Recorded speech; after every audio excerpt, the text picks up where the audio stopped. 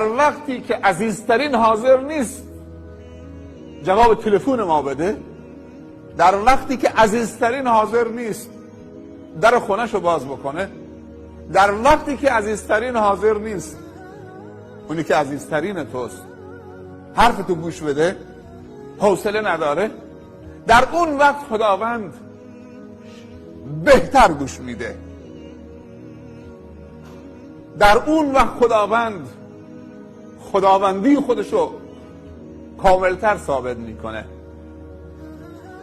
خداوند میگه من 1/3 باقی مانده آخر شب میام به آسمان دنیا.